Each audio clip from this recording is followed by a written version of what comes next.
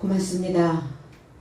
오늘은 치료와 연합하라 라는 말씀으로 은혜를 나누는 귀한 소망의 시간들이 되기를 원합니다.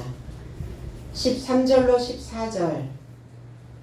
그래서 베드로와 요한의 솔직함을 지켜보면서 그의 삶이 무식하고 이기적인 사람인 줄 짐작했는데 예수와 함께 있던 그의 삶을 인식하고 저의 삶이 놀라더라. 또한 그의 삶과 함께 서 있는 치료받았던 사람을 보면서 아무도 반박할 자가 없더라. 베드로와 요한이 개역성경에는 기탄 없이 말함을 보고 그래서 기탄 없이.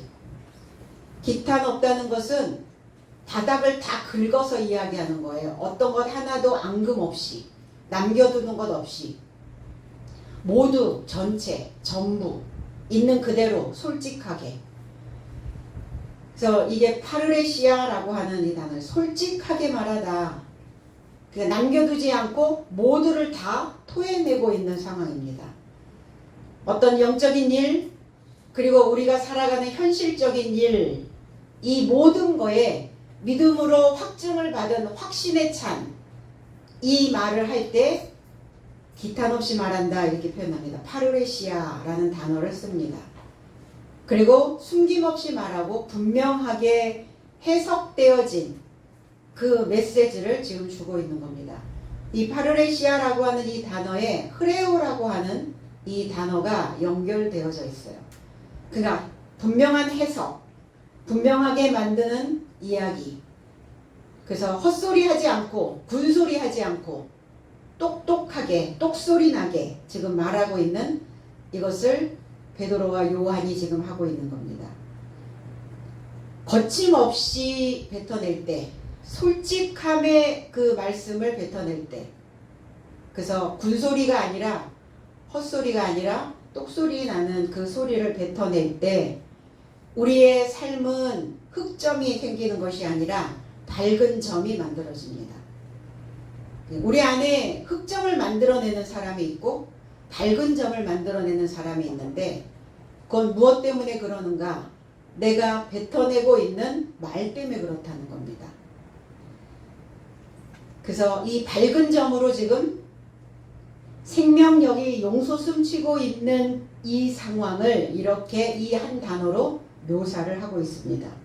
베드로전서 1장 25절에 오직 주의 말씀은 세세토록 있도다 하였으니 너희에게 전한 복음이 곧 이 말씀이니라 그랬어요.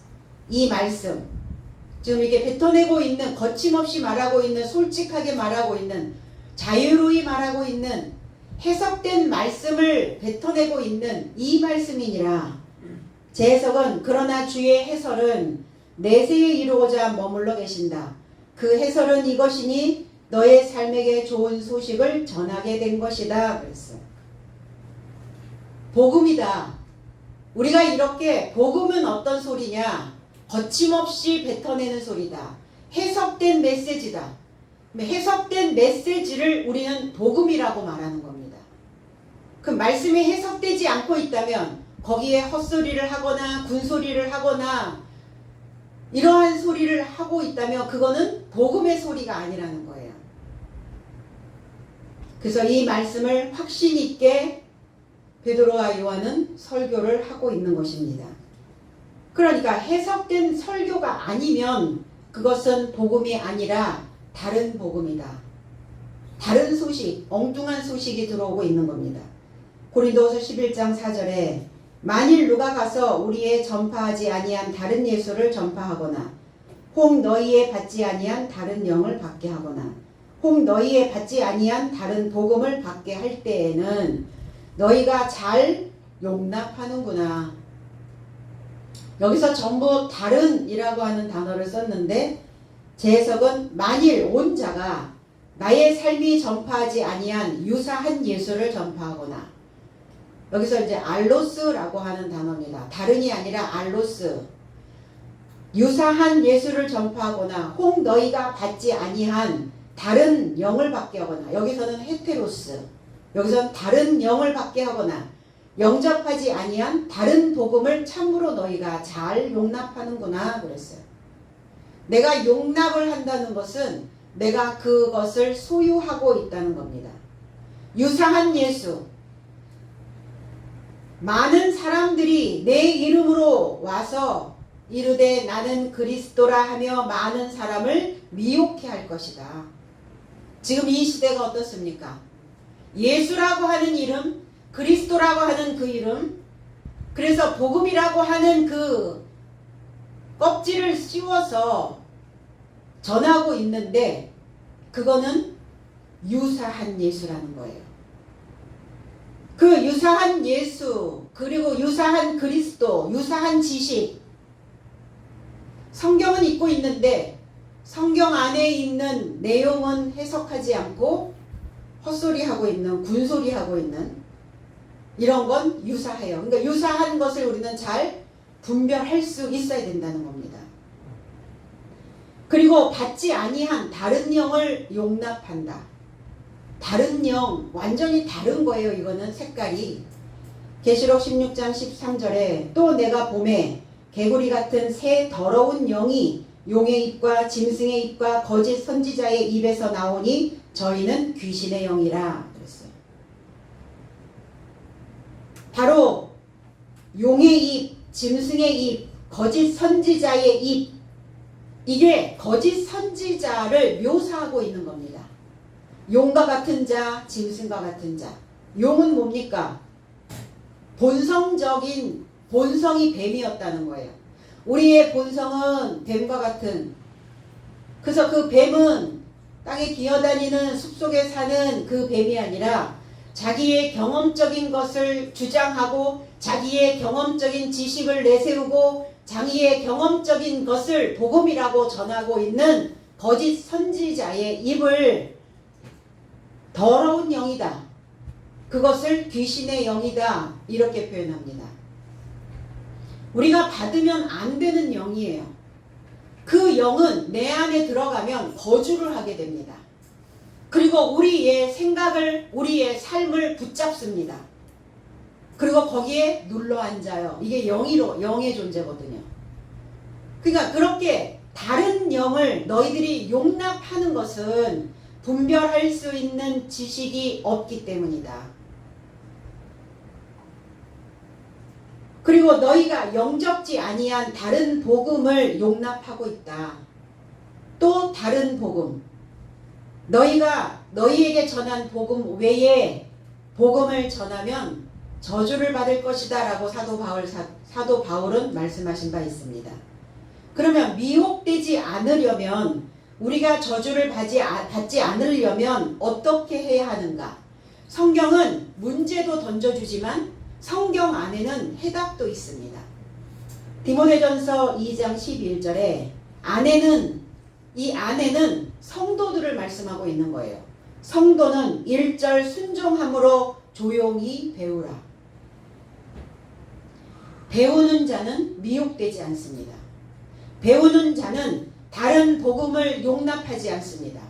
배우는 자는 다른 영을 용납하지 아니하고 유사한 그리스도 예수를 분별해낼 수 있다는 겁니다. 그러니까 배우지 않고서는, 배움을 통하지 않고서는 우리는 분별의 영을, 거룩한 영을 받을 수가 없다라는 표현을 이렇게 하고 있는 거예요. 그래서 이 배움을 통해서 내가 가지고 있었던 옛날 오래된 땅들이, 그 구대륙에는 무엇이 있느냐? 이렇게 더러운 영이 거주하고 있었다는 거예요. 유사한 그리스도, 유사한 지식, 그리고 다른 소식. 이게 구대륙에 있는 상황이라면 우리가 배움을 통해서 이 구대륙을 신대륙으로 창조해내는 겁니다. 그래서 이 신대륙에서 새로운 지식이, 새로운 복음이, 새로운 그리스도를, 그리고 새로운 영을 끌어올릴 수 있게 되어진다는 겁니다.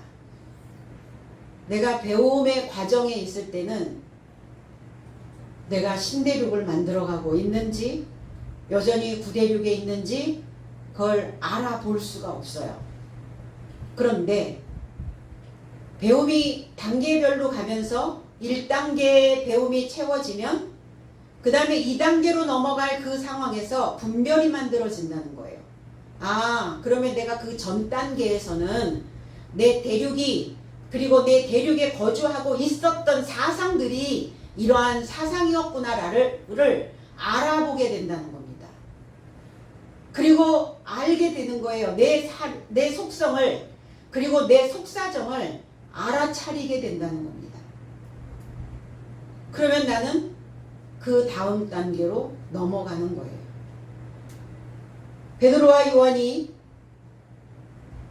지금 파를레시아라고 하고 있는 이거는 피를 토하듯 그 해설의 말씀을 토해내고 있는 겁니다. 베드로를 그리고 사도들을 공회에 있는 관원들이 그리고 종교 지도자들이 어떻게 보았는가? 어떤 분이 저한테 이렇게 얘기했어요. 아, 목사님이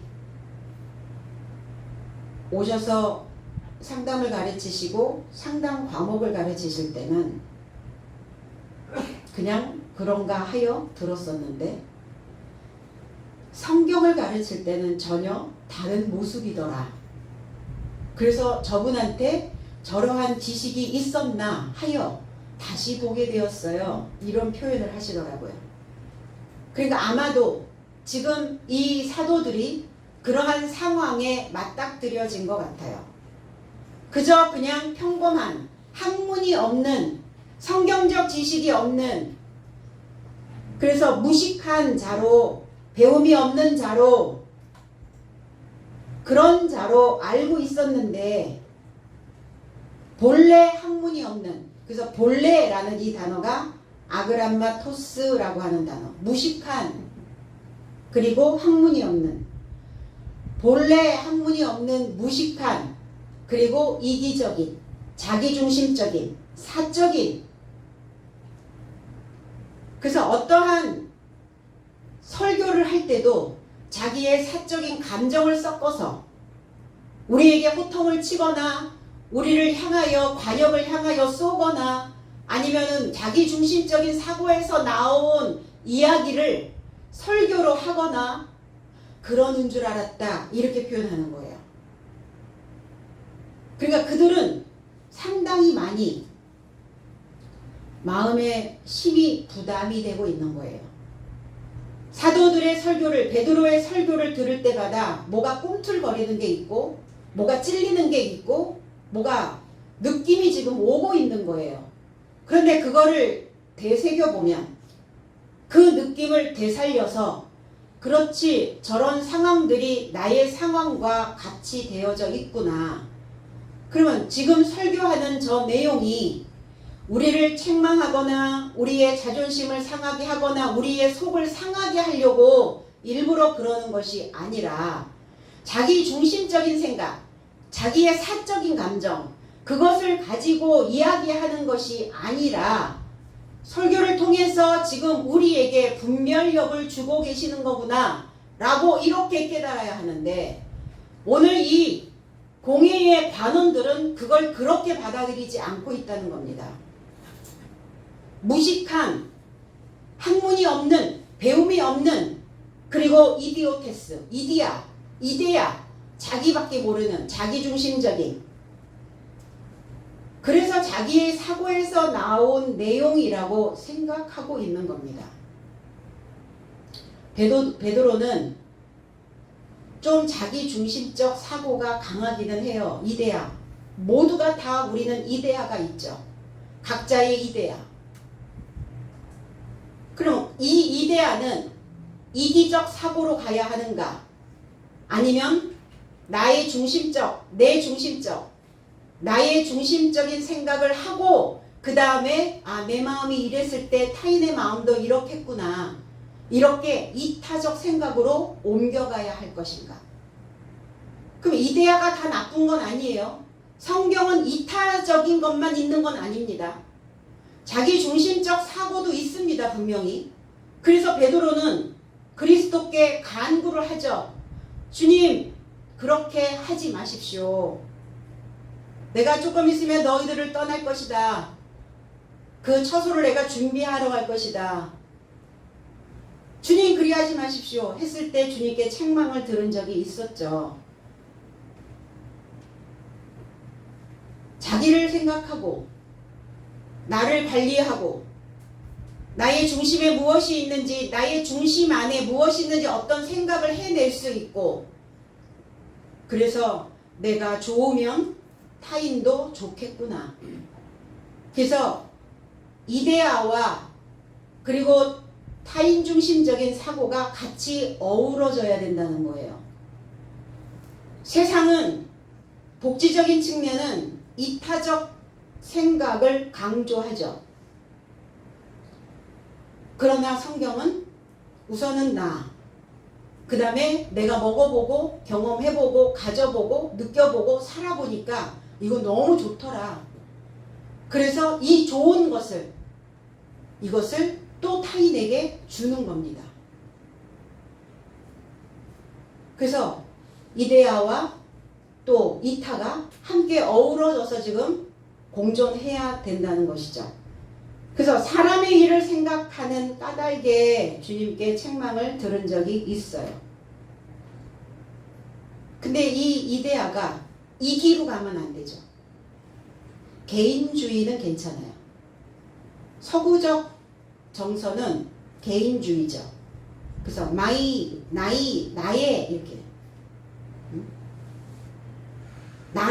이렇게 나를 도와라. 나의 부모, 나의 아이, 나의 남편, 나의 아내, 나라는 단어를 많이 쓰죠. 근데 우리는 개인이 아니라 우리성이라고 하는 정서를 가지고 있어요. 우리 남편, 우리 아이, 우리 가족. 그래서 전 국민의 가족화. 이런 개념들이 상당히 짙게 깔려져 있는 문화이기도 합니다. 그래서 이렇게 개인주의적인 성향을 드러내면 상당히 종교에서는 책망을 받는 상황들이에요.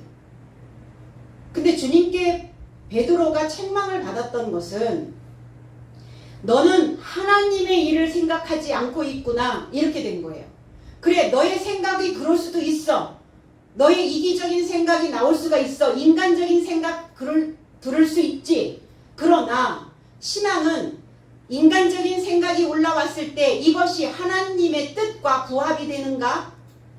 하나님이 이것을 가져가셨을 때 과연 하나님에게도 옳은 것인가?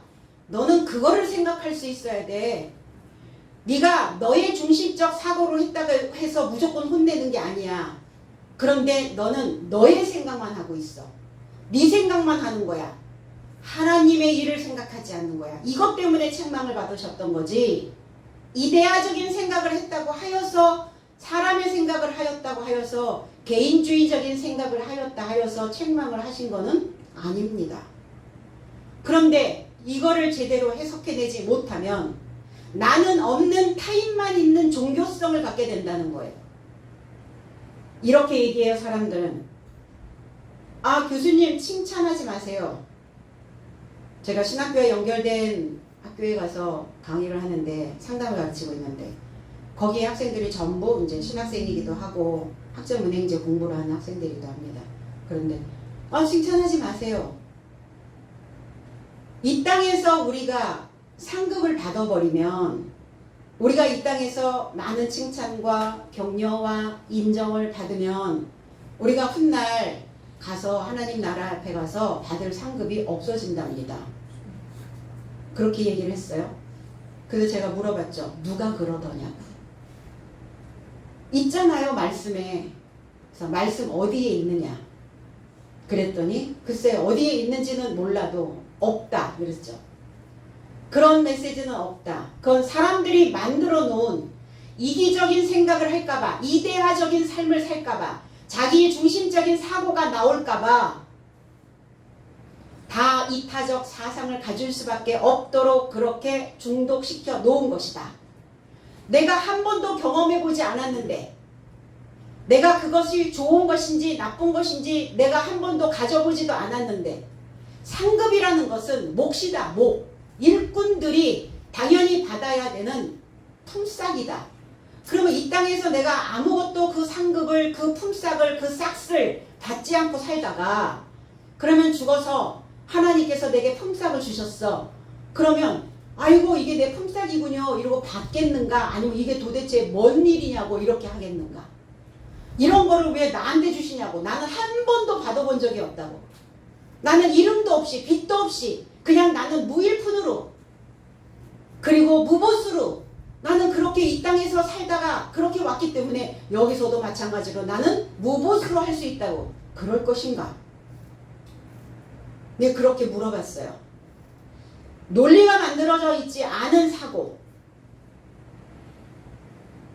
그래서 논리가 없는 그냥 어떤 감성이 앞서는 이러한 상태에 있는 이데아는 이기로 가게 되겠죠. 그러나 우리처럼 이렇게 논리를 배우는 이러한 이데아는 나를 챙기고 타인을 챙겨줄 줄 아는 그러한 삶이 되어진다는 겁니다. 그래서 이런 종교성이 짙은 이러한 삶을 보면은 이기적인 삶을 사는 사람들을 보면 하나님의 일을 생각하지 않죠. 그래서 조금만 분리하면 금방 하나님을 잃어버리는, 그리고 내가 하는 내 행동이 나만을 위한 것인지 아니면 타인도 배려하는 차원에서 같이 도움을 줄 수 있는 것인지, 그리고 하나님 입장에서 보실 때도 이게 하나님 바라보실 때도 좋은 일인지 이거를 분별할 수 있어야 된다는 겁니다. 이걸 분별하지 못하게 되면 이기적인 자신의 말을 쏟아버리게 되죠. 그래서 본성에서 형성되어진 이기적 사상은 늘 말실수를 하게 되어집니다. 베드로는 그것을 여러 차례 경험을 한 바가 있었어요. 그리고 오늘 베드로와 요한이 예수와 함께 있었던 자라는 것을 그들은 알아보고 인식하고 있었습니다. 예수와 함께 있었던, 알 거 아니에요. 그리고 계속 베드로의 설교 속에서 너희들이 예수 그리스도를 십자가에 못 박지 않았느냐. 그러니까 예수와 함께 있었던 이 사도들을 보면서 뭐가 움찔했겠죠. 그들에 의하여, 그들의 율법에 의하여, 그들의 이기적인 생각에 의하여 배려하지 못하는 종교 집단에서 말하고 있는 그러한 이기적 생각으로 인하여 그리스도 예수를 죽였잖아요. 그러니까 뭐가 속에서 불편감이 계속 올라오고 있는 거예요. 그래서 하나님의 말씀을 가감 없이 뱉어내고 있는, 전하고 있는 이 모습에 다 지금 놀라고 있고 있는 겁니다. 과연 우리는 하나님의 이 말씀을 배우고 숨김없이 솔직하게 듣고 있는 이 메시지를 통해서 나는 내 주변에 있는 사람들에게 얼마나 많은 영향을 끼치고 있는가? 오늘 베드로 사도는 주변 사람들이 베드로와 요한을 알아본 것처럼, 그리고 그 입에서 쏟아지고 있는, 거침없이 말하고 있는 그 메시지를 통해서 주변 사람들을 놀래키고 있는 겁니다. 그가 이기적인 사람인 줄 알았는데, 무식한 사람인 줄 알았는데 그렇지 않구나. 저와 여러분들이 지금 이 시간 여기에 있고 저와 여러분들이 이 세상을 사는 이유는 우리 모두가 다 행복하게 살기 위함입니다. 그러면 행복하게 살기 위해서 우리는 무엇을 하면서 살아야 되는가? 우리는 행복하기 위해서 내 입에서 나가는 분명한 하나의 글을 써야 된다는 겁니다. 내 입에서 나가는, 그리고 내 속에서 깨달아진 하나님의 말씀을 통해서 내 인생이 정돈되어지고 내 생각들이 깨달아진 그 분명한 말씀을 하나님의 그 말씀을, 그 글 하나를 스며가는 거예요. 그 글을 오늘도 내 마음에, 나의 심령에, 나의 사고에 글 하나를 쓰는 사람은 행복한 자라는 겁니다. 그러나 나의 이기적인 글을 쓰고 있는 자는 계속 불행해질 수밖에 없어요. 그러니까 내가 오늘 불행한가 행복한가를 보려면 내 안에 쓰여지고 있는 글 하나가 어떻게 기록되고 있는지를 분명히 보시면 됩니다. 내 안에 하나님의 글이 오늘 하루 남겨졌다면 오늘 하루 24시간은 행복으로 분명 채워지실 것입니다. 우리는 실패할 글이 되어서는 안 되죠. 이 믿음으로, 이 신앙으로 분명히 이 말씀해 주시는 이 메시지로 완성된 글이 되어져야만 되는 겁니다. 그래서 이 글이 완성되어야만 치료가 될 수 있어요. 내 안에 하나님의 글이 완성되지 않으면 늘 병이 도져요. 그래서 그렇게 얘기하죠. 쟤 또 병이 도졌다. 완치가 안 되는 거예요. 뭐 때문에? 내 이기적인 생각에 글이 늘 남아있는 거예요. 그 글을 오늘 하나님의 글로 교체하시기 바랍니다. 병 나은 자, 절름발이는 병이 나았어요. 테라피오라는 단어. 여기서 이제 테라피라는 단어가 만들어지죠. 테라피라는 단어가 있고 이아오마이라는 단어가 있어요. 두 단어가 있어요. 치료하다, 병을 고치다라는 단어가. 그런데 여기에서 테라피오라고 하는 단어는 완전히 고침을 받는 거예요. 완전히 고침받는 거예요. 완치예요. 완쾌되어진 겁니다. 재발 가능성 0%. 이거를 테라피오라고 말하는 겁니다. 그러면 이아오마이는 뭐냐? 병이 났는데 지금 치료받고 가는 과정, 치료의 과정, 고치고 가는 과정, 이것을 이아오마이라고 썼어요. 그런데 오늘 베드로가 이야기하고 있는, 그리고 여기에 관원들이 이야기하고 있는 병 나은 자는 테라피오라는 단어예요. 완전히 고침을 받은 자, 이렇게 표현하고 있는 겁니다. 중요해요. 어떤 단어를 쓰느냐 상당히 중요합니다. 나는 지금 내 안에 테라피오라고 하는 글이 기록되어지고 있는가, 아니면 이아오마이인가. 그래서 이아오마이는 과정 중에 있기는 한데 조금 호전되기는 했는데 다시 재발한단 말이에요. 이건 재발 가능성이 있어요. 그러니까 이아오마이에서 테라피오로 넘어오셔야 해요. 그러니까 테라피오와 완전히 연합하셔야 됩니다. 이 치료와 연합하지 않으면 다시 이아오마이로 가요. 그러면 그 병이 다시 도져서 다시 또 그 치료 과정을 겪고 가셔야만 된다는 겁니다. 그래서 치료가 되기 위해서 견고하게 묶어야 해요. 무엇으로? 말씀의 줄로, 해설된 말씀으로, 그리고 나의 중심적 사고와 그리고 타인의 중심적 사고가 같이 연결되어진 그 글로, 그 글로 묶는 거예요. 글의 줄로 묶는 겁니다. 그 문구로 묶는 거예요. 그 문장으로 나를 묶는 겁니다. 뭘로 묶이실 거예요? 무엇으로? 말씀으로요. 그 글로, 문장으로, 문구로.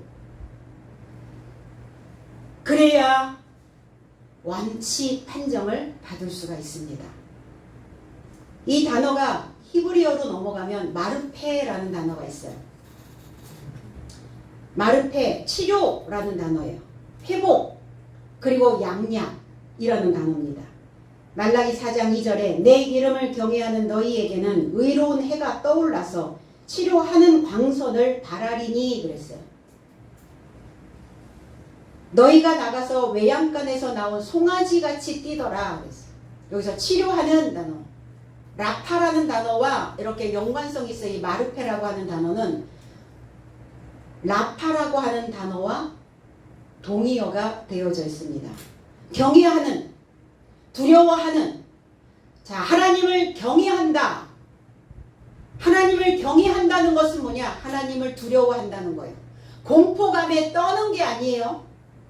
두려워서 두렵다라고 하는 단어, 무섭다라고 하는 단어가 들어가 있기는 하지만 좀 존경심에서 나오는, 존경하는 마음에서 올라오는 조금 조심스러운 지금 그 상황인 거예요.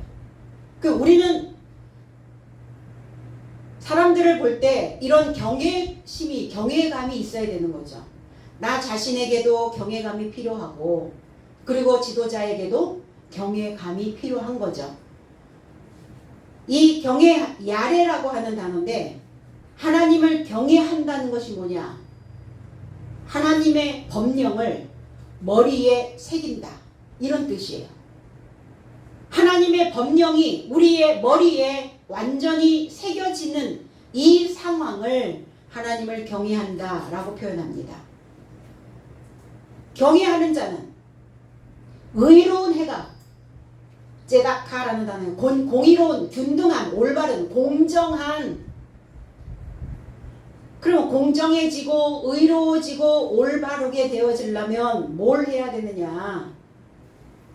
콧뚜레, 코 껴야 됩니다. 그래서 코를 뚫어서 통과가 되면은 꿰매지는 거예요. 그래서 경외하는 너에게 의로운 해가 떠오른다고요. 치료의 효과가 나타난다고요. 꿰매진다는 것은 뭡니까? 치료되어지는 거거든요. 의롭게 되어지는 것 자체가 치료가 된 겁니다. 죄인의 모습에 있다는 것은, 불의한 자의 모습에 있다는 것은 병든 자의 모습입니다. 그래서 올바르게 살으려면 코 끼시고 소가 코를 뚫어야 멍에를 맬 수가 있는 것처럼, 그 멍에를 메고 배워야, 그래야 완치입니다. 왜? 꿰매질 수 있으니까. 해가 떠올라서, 해가 뭐냐? 쉐메시라는 단어예요. 저와 여러분들이 오 나의 태양 그러죠. 오 마이 선샤인. 삼손이라는 단어, 삼손이라는 이름, 태양이라는 뜻이에요. 우리는 다 빛과 같은 자죠. 빛을 내놓을 수 있어야 되죠. 빛을 낸다는 것은 사람들에게 알게 모르게 영향을 준다는 거예요. 그리스도인들은, 하나님을 믿는 자들은 영향을 주게 됩니다. 빛을 비추게 됩니다. 빛이 떠올라야. 그래서 이 해라고 하는 의미는 씹고 또 씹다. 이게 계속 하나님의 진리의 말씀을 씹고 또 씹고, 이 되새김질을 하는 이 상황, 이 되새김질을 계속해서 하면 이게 발전기가 만들어져요. 전기가 생겨요. 말씀을 계속 곱씹잖아요. 우리 그거 있죠. 전기 만들어내느라고 자전거 막 페달 밟아가지고 전기 막 이렇게 뿜뿜 올라가게 하는 것처럼 하나님의 말씀을 계속 씹잖아요. 그러면 거기에서 에너지가 발생이 돼요. 그게 바로 빛이에요. 그게 바로 전기예요. 그게 바로 해입니다. 근데 말씀을 씹지 않아. 씹고 또 씹지 않아. 에너지가 발생되지 않아요. 비치지 않아요. 또 올라오지 않아요. 그러니까 해가 또 올라와야 되는데 해가 또 올라오지 않으니까 가라앉아 있겠죠. 그러니까 모든 상황들이 다 가라앉게 되는 거예요. 이해되세요? 그럼 원인은 뭐냐? 가라앉는 원인은 뭐냐? 아, 내가 씹고 또 씹지 않기 때문이에요. 그래서 자가발전기를, 동력을 만들어내셔야 합니다.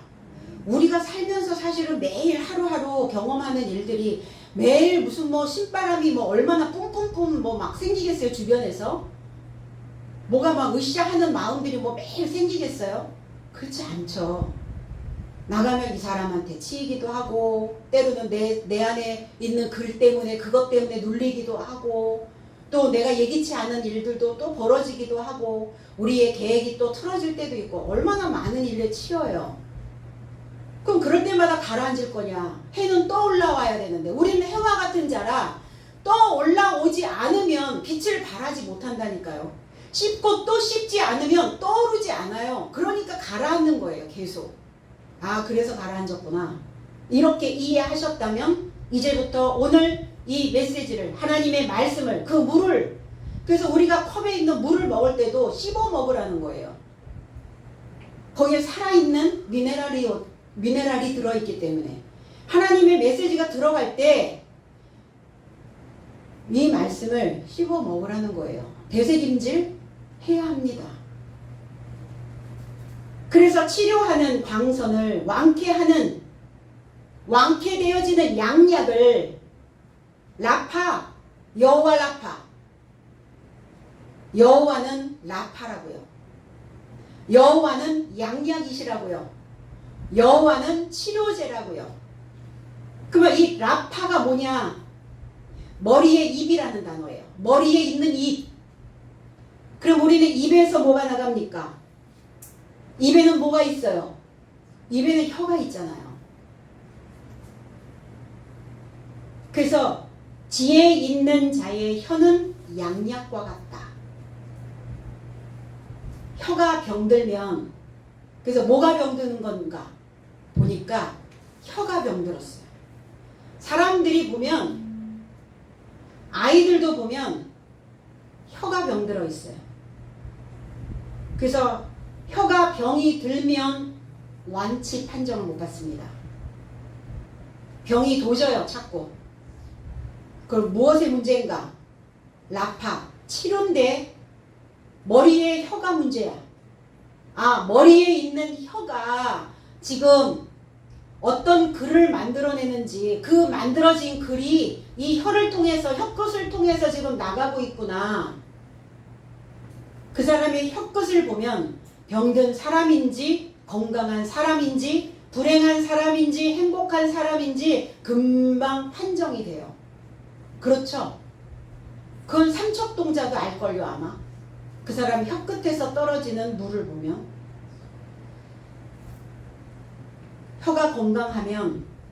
혀가 건강하면 실질적으로 의학적으로도 메디칼적으로도 사람의 병세를 볼 때 혀를 봅니다.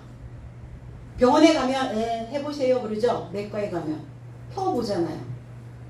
혀에 백태가 많이 꼈는지 아니면 황태가 꼈는지 아니면 흑태가 꼈는지 건강 상태가 상당히 많이 안 좋으면 백태가 더 악화되면 흑태가 이렇게 끼기도 합니다. 혀에.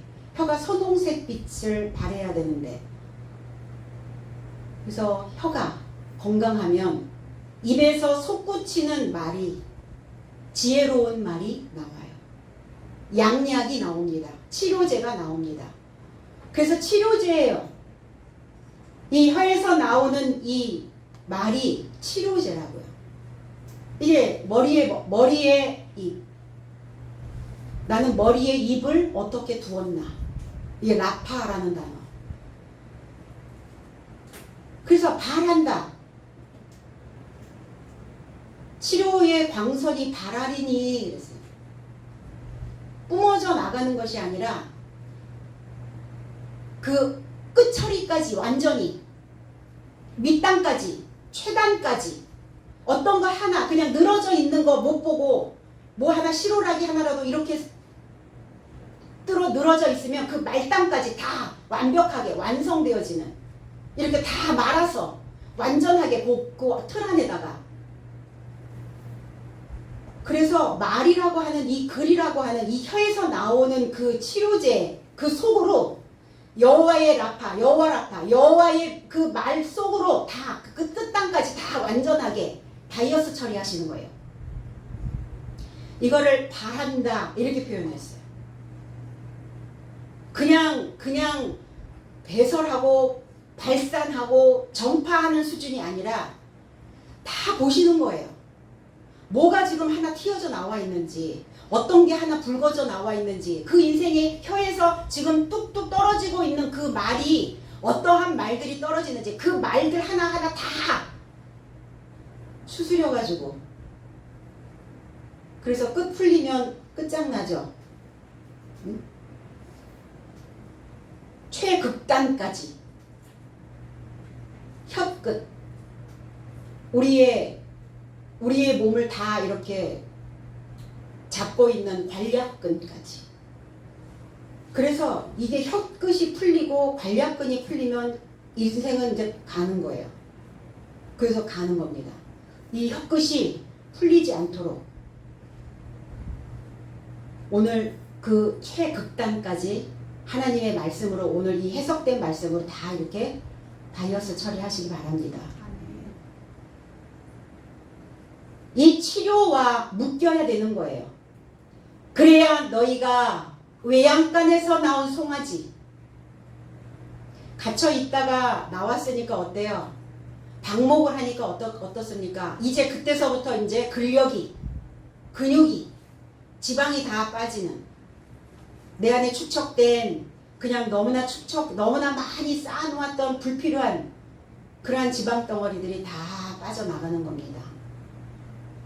완전 치료예요. 완전 치료. 완전 회복. 그래서 이렇게 완치가 되어져야, 그래야 스스로 힐난하지 않는다. 개혁성경에는 힐난이라고 하는 단어를 썼는데 이 안테포라고 하는 단어예요. 반박하다, 부인하다, 말대꾸하다. 이 안테포라고 하는 단어에 안티라는 단어가 들어갔어요. 안티, 안티펜, 안티. 뭐뭐 대신에, 치료 대신에, 완치 대신에, 행복 대신에 뭐가 다른 게 와 있는 거예요, 지금. 그래서 안티 데오이오데스, 데오이오데스라고 하는 단어는 유항이라는 단어예요. 유항. 그러니까 힐난하다, 반박하다, 부인하다, 말대꾸하다 라는 것은 내 속에서 유항이 끓고 있는 거예요. 유항이. 그래서 거기에다가 상반된 것을, 부정적인 것을, 다른 것을, 치료와 연합되어지지 않는 다른 것, 안티적인, 반대적인 성향, 반대로 반대편에서 대치하고 있는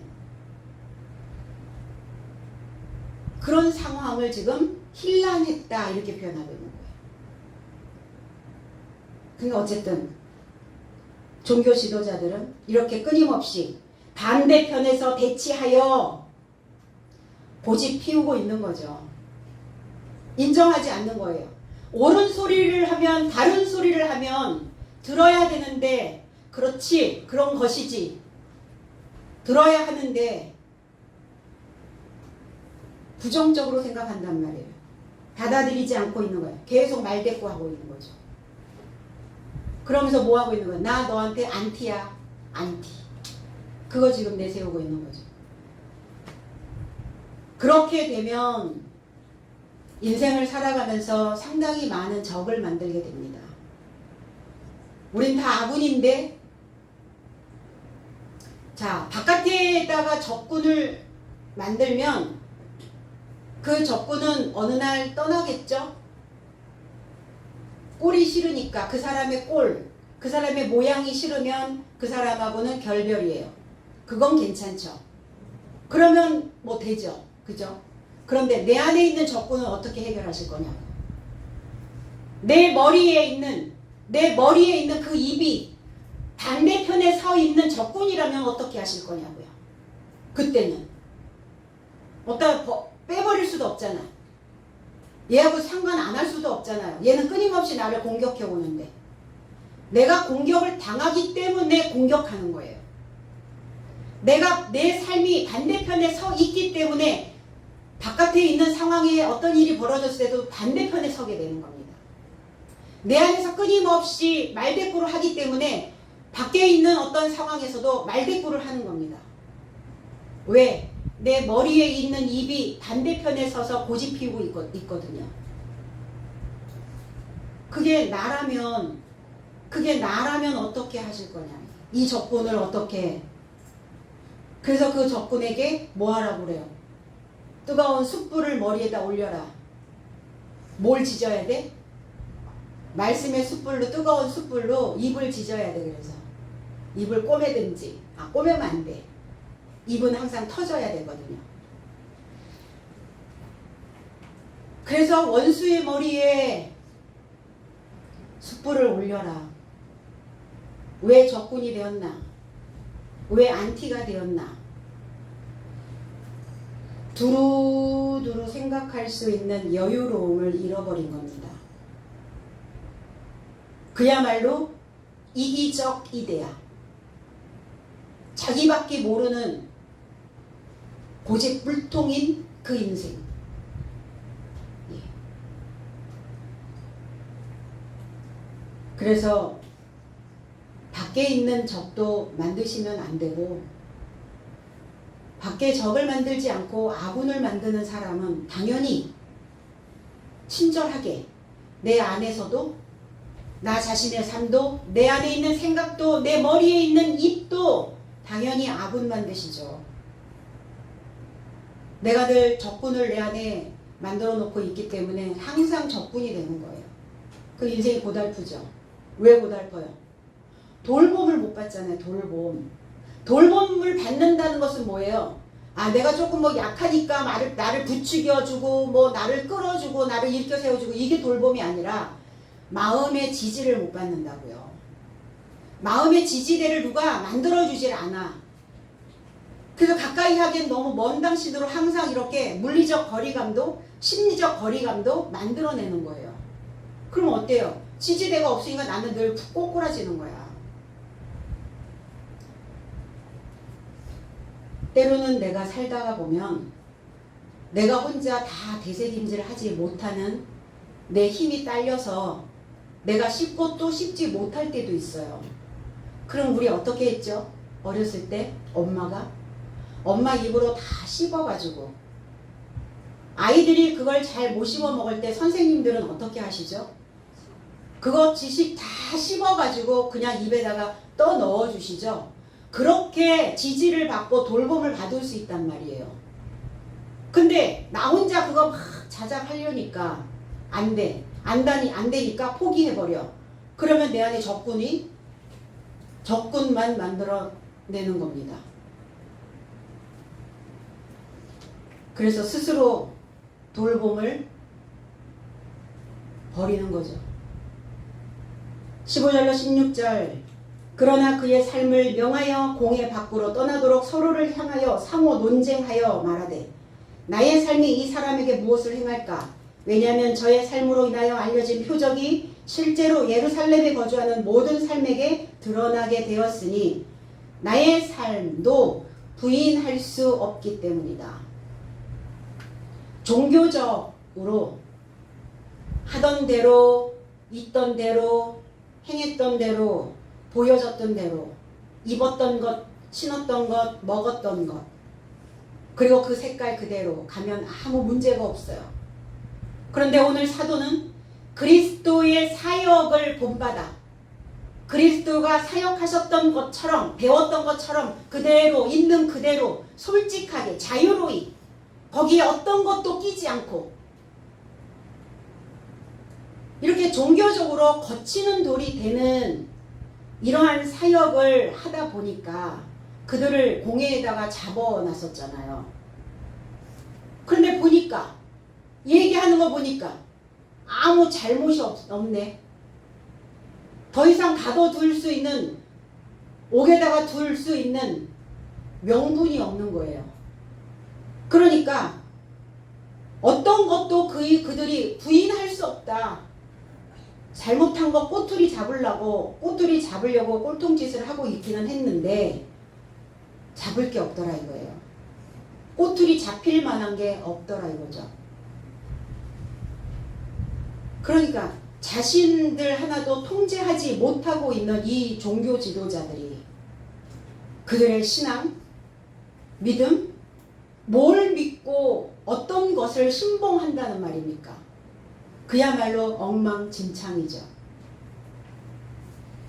신앙의 타짜. 신앙의 타짜뿐이라는 거, 이들이. 이 종교 지도자들이 너의 치료, 그리고 나의 치료, 타인을 위한 치료를 하고 있다면 타인의 치료와 함께 나의 치료를 함께 나눌 수 있는 그러한 진실된 신앙이 되어져 있어야 되거든요. 아니, 지도자라고 안 아픕니까? 지도자라고 다 완벽하지는 않잖아요. 병들어 있는 부분, 연약한 부분들이 있습니다, 분명히. 그러면 함께 어우러져서 이 치료를 함께 하고 가는 거예요.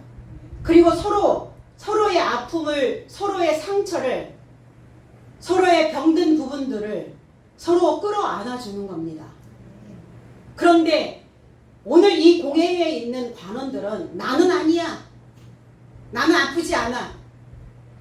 나는 병들지 않았어. 아예 병조차 없었어. 이렇게 말하고 있는 거죠. 너희는 죄인이고 너희들은 병든 자들이지만 나는 아예 죄인도 아니었고 나는 병든 적도 없어. 그러니 나의 치료와 그들의 치료를 끌어안아 줄 수 있겠는가? 비난하고 부인하고 부정만 하고 있었다는 거예요. 종교 지도자는 마음을 가르치는 자들입니다. 정신을 가르치는 영적인 지도자들입니다.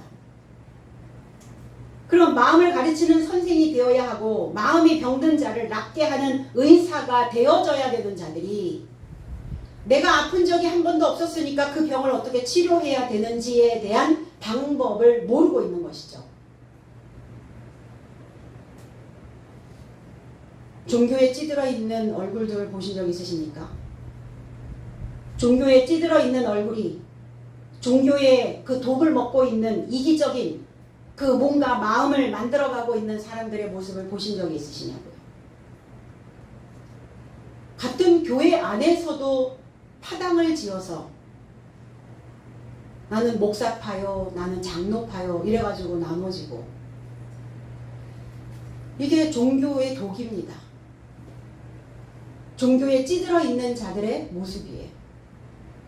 자기도 병들어 있으면서 자기는 치료하려고 하지 않는 자들이에요.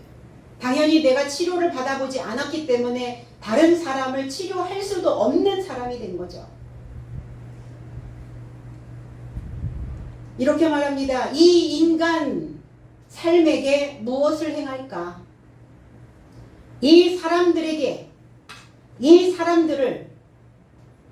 어떻게 할꼬? 이러는데 이 인간들의 삶에게 무엇을 행할까? 절름발이로 살았던 자가 온전케 되었어요. 우리는 온전케 된 자를 인간이라고 말합니다. 두 발로 서서 하늘을 머리에 이고 하늘의 이치를 깨달아 그리고 분명하고 건강한 혀끝을 만들어내는 그러한 자를 우리는 인간이다. 사람, 이 안드로포스라고 하는 단어예요. 인간. 우리는 인간이기를 소망하죠. 우리는 처음부터 인간이었나? 아니었다는 거예요. 인간은 배우지 않으면 인간 노릇을 못합니다. 나는 인간 노릇을 하고 있는가 아니면 인간 노릇을 못하고 사는가? 배움의 길에 들어서 있어도 우리가 신앙 안에 들어와 있어도 논리적인 이 지식을 배우고 있어도 때로는 돛대처럼 흔들릴 때가 있어요. 과연 저 병든 자를 고쳐줄 것인가? 손을 잡아줄 것인가? 마음에 담을 것인가? 저 실오라기 하나라도 삐져나오지 않도록 바이러스 처리해서 다 재봉질 할까 말까? 이렇게 흔들릴 때도 있습니다. 사실. 그러나 인간이어야 하기에 그리스도 예수가 인간으로 오셨고 인자가 되어서 오셨기 때문에 그 마음을 따라가게 되는 거예요. 그리고 그 마음에다가 나의 시름을 놓는 겁니다. 나의 미움을, 나의 원망을, 나의 죄성을 거기에 올려놓는 거예요. 그래서 나의 주관적인 생각이 아니라 하나님의 객관적인 눈으로 그를 바라보게 되는 겁니다. 그래서 나의 육체의 언어와 나의 영적인 언어가 일치되어질 수 있도록 스스로 치료하는 거예요. 처음부터 완벽한 사람은, 인간은 없죠. 다른 언어가 내 안에서 교차하면 끊임없이 흔들리죠. 그러니까 잠시 흔들리다 말아야 되는데 이거 계속 시작점서부터 끝날까지 흔들리면 곤란하죠. 집 못 집습니다. 완성되지 못해요. 치료 안 됩니다. 그러면 당연히 인간이 된 것이 아니죠. 인간이 될 수가 없죠. 어느 한 단계에서 인간으로서의 마감이 있어야 됩니다. 우리는 죽기 전에 인간만 되면 되는 게 아니에요. 오늘 24시간 안에서 나는 인간처럼 사는가? 그랬다면 오늘 하루 인간으로 마감. 그렇게 되는 거죠. 오늘은 짐승처럼 살고 내일은 인간이 되고, 아니면 먼 훗날 인간이 되면 돼? 과정에 있으니까. 이 과정이라는 게 사람을 얼마나 무기력에 빠뜨리는지 아세요? 과정에 있으니까, 목표가 있으니까. 그러게요. 목표가 있으니까 계속 직진은 하기는 하는데 얼마나 무기력해져요. 오늘 24시간 안에 나는 인간이 되어야 해. 이거여야죠. 그러면 무엇으로 알 수 있나? 인간이 되었는지 인간이 되지 않았는지 뭘 보면 알까? 눈물을 보면 압니다. 눈물. 인간에게만 눈물이 있어요. 이 눈물이 방울이 떨어질 때, 눈물 방울. 이 눈물이 방울로 떨어지는 그 상황은 소리를 만들어냅니다. 눈물이. 그리고 많은 사람들에게 종소리가 돼서 그 눈물방울은 그들 가슴 속에 울림이 돼요. 스승의 눈물, 부모님의 눈물, 그건 그냥 주르르 흐르는 눈물이 아니라 그의 눈물 방울이었어요. 예수님의 눈물, 땀방울이 핏방울이 되도록 주님도 때로는 울기도 하셨고, 그냥 단순히 눈에서 흘러나오는 눈물이 아니라 그건 눈물방울이었다는 겁니다. 우리에게 어떤 소리를, 우리에게 어떤 음향을, 새로운 소리를, 새로운 음을 전달하고자 하는 그 애절한, 애통하는, 간절한 그 외침이셨다는 겁니다.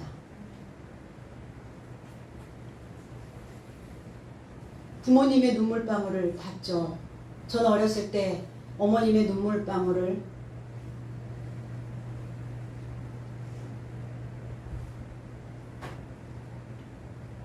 그게 소리가 되고, 세상을 살면서 힘들어졌을 때 그것이 나에게 주는 힘이었습니다. 오늘을 살아가는 저와 여러분들이 오늘 이 지도자의 눈물방울을 보시고, 그리고 주님께서 흘리셨던, 나를 위해 흘리셨던 그 눈물방울을 생각하시고, 또 사도들이 뿌렸던 그 눈물방울들을 생각하시면서 저와 여러분들의 삶은 또 눈물방울이 되어져서 많은 사람들에게 이렇게 간절함으로 그들을 깨울 수 있는 그 소리로 외침이 되어져야 될 줄로 믿습니다. 하루하루 그 인간의 모습으로 사는, 그러려고 내가 그리스도와 짝하려고 오늘 이 자리에 있는 것이고, 내가 그리스도를 믿는 것입니다. 예루살렘에 사는 모든 사람들에게 치료가 된 표적이 실제로 드러나게 된 것을 그들은 원망하고 있는 거예요. 왜? 이 제사장들이 해야 되는 일들이었거든요. 그들이 눈물방울이 되어져서 그 병든 자들의 마음을 치유할 수 있는 자들이어야 되는데 그들은 눈물을 흘리지 않는 인간이 아니었다는 거예요. 짐승적 사고를 가지고 있는, 자기의 고집에 빠져있는, 자기의 체면을 중시 여겼던 종교적 그 성향에 취해 있는 그러한 이기적 삶을 살고 있었던 자들이었어요.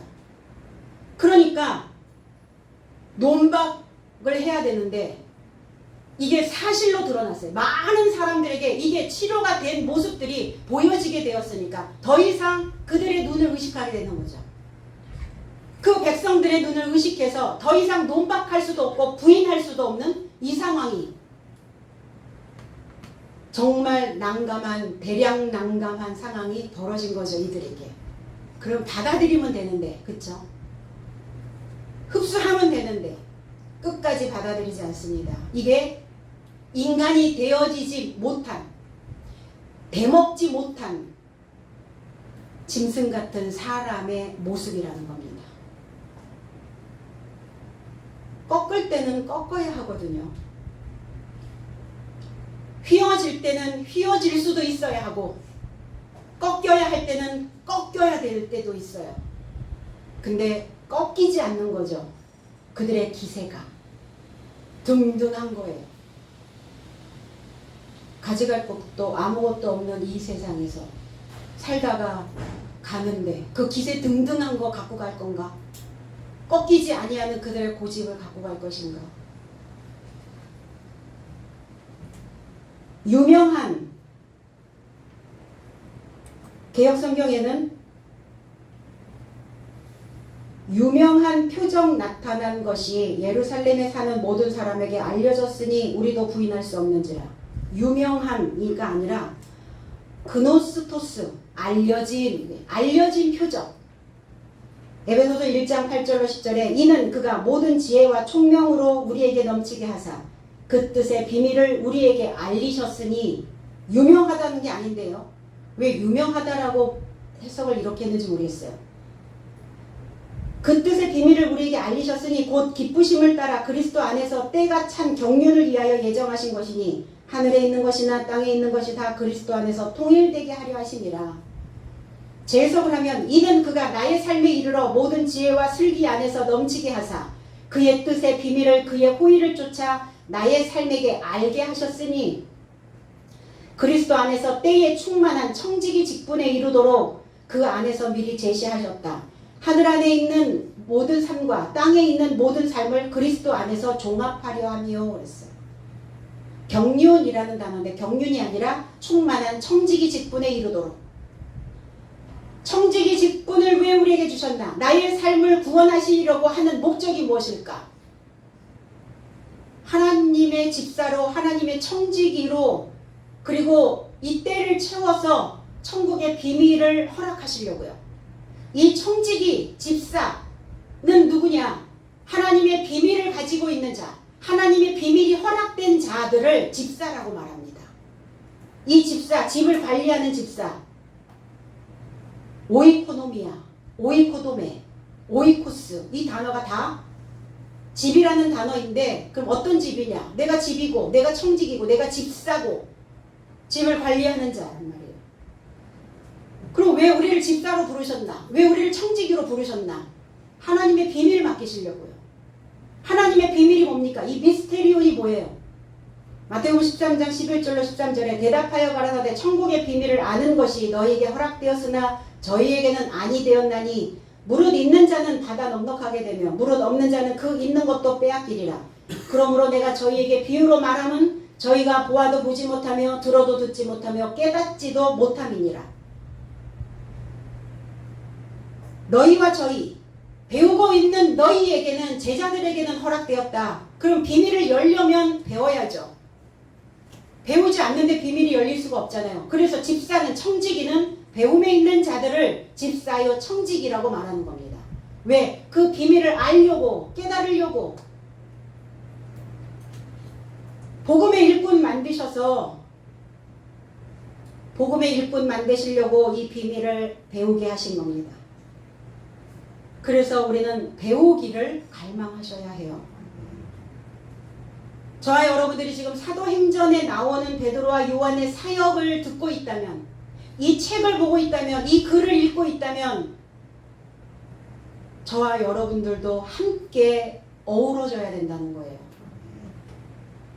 2000년 전에 있었던 베드로와 요한의 이야기가 아니라 바로 저와 여러분들이 베드로가 되어지고 요한이 되어지고 사도가 되어져서 이 사역에 함께 동참할 수 있어야, 연합되어져야, 그래야 치료가 되어질 수 있고 그래야 나의 행전이 만들어질 수 있다는 겁니다. 사도로서의 나의 행전, 이건 글은 글이고 성경은 성경이고 나는 나고, 그게 아니라는 거예요. 내가 이 글을 읽고 있다면, 그 책을 보고 있다면 나는 그 책이 되어져야 되고 나는 그 글이 되어져야 되는 겁니다. 이제 이 사도들과 함께 우리 모두가 다 인생을 동거동락하며 우리가 앞으로 가야 할 인생의 지도를 만들어 가시기를 원합니다. 그래서 말하는 대로, 이 혀끝에서 떨어지는 대로 분명히 무엇인가 들어옵니다. 그래서 말운이라는 게 있어요. 말운. 말은 운을 가져다 준다. 불운도 가져다 주지만 행운도 가져온다는 거예요. 그래서 여러분들 혀끝에서 나오는 그 말의 문이, 말의 운을 가져다 줄 수 있는 그러한 삶이 좀 만들어졌으면 좋겠고, 그래서 말운이 들어오면 끄는 힘이 있어요. 말은 끄는 힘이 있죠. 사람을 끄는 힘이 있어요. 그래서 말문이 터져야 돼요. 말문이 막히면 죽죠.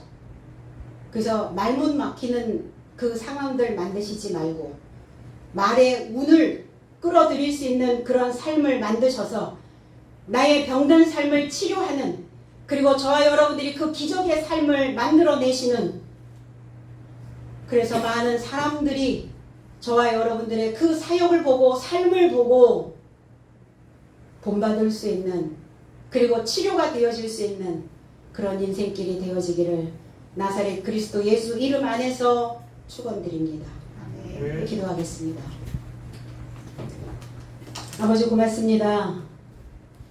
오늘 주님의 그 말씀과 그리고 하나님의 그 말씀 안에서 여호와의 라파 치료의 여호와와 연합되어지는 시간들이 이렇게 되기를 원합니다. 오늘 우리에게 주셨던 천국의 비밀들을 배워서 많은 사람들에게 청기누설을 할 수 있는 우리 모두가 되게 하시고, 내 마음 가득 채워져 있는 그 글들을 다시 한번 하나님의 그 말씀을 통해서 새로운 해석이 들어갈 수 있도록 주께서 역사하여 주시옵소서. 그래서 우리의 머리의 입을 통해서 우리 모두가 다 치료가 완치되어질 수 있는 삶이 되게 하시고, 다시는 또 병이 도지지 않도록 단단히 하나님의 말씀으로 맺어질 수 있는, 나를 붙들어 맬 수 있는 우리 모두의 인생길이 되게 하여 주시옵소서. 그래서 인간의 모습으로 그 인자의 모습을 만날 수 있는, 그리고 그 인자의 집을 지을 수 있는 단 하나의 인간으로 존재되어질 수 있도록 주께서 우리의 마음을 붙들어 주시옵소서. 감사드리며 예수 그리스도 이름으로 기도드리옵나이다. 아멘.